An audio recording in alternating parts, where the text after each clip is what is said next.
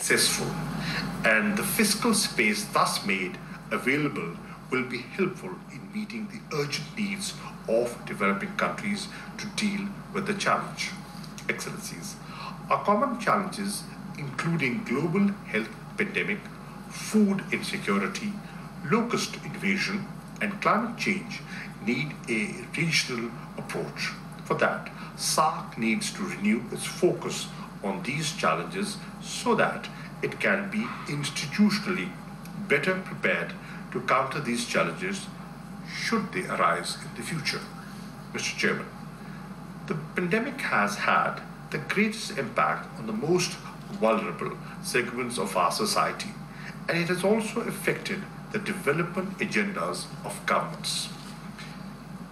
Whereas it may be instinctual to take an inwards-looking approach at the times of crisis, the development needs of the people of South Asia can only be fulfilled by pooling resources and taking a regional approach.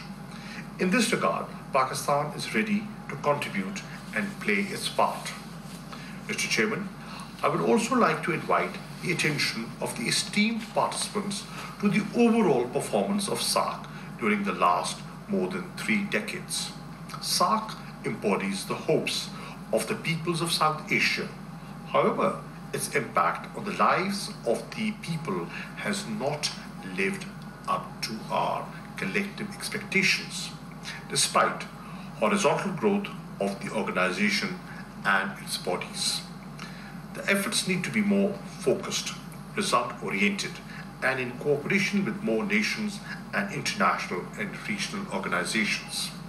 In this regard, Pakistan has always been supportive of the idea of upgrading the observer status to dialogue partners of those observer countries that are actively engaged with SAARC countries and that can play an important role in the development of the region, especially in the context of post-pandemic economic recovery.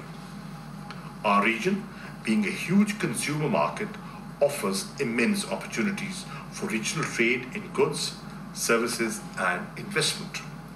The collective area and population of SAARC region makes us one of the largest regional organizations in the world.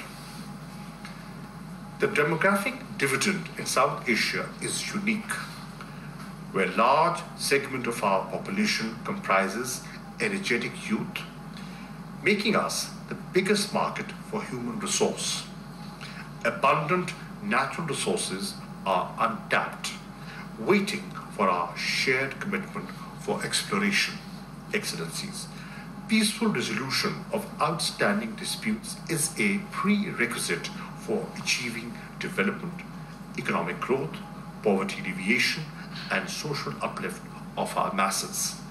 In this context, we strongly emphasize the importance of faithfully following the UN Charter and implementing the UN Security Council resolutions.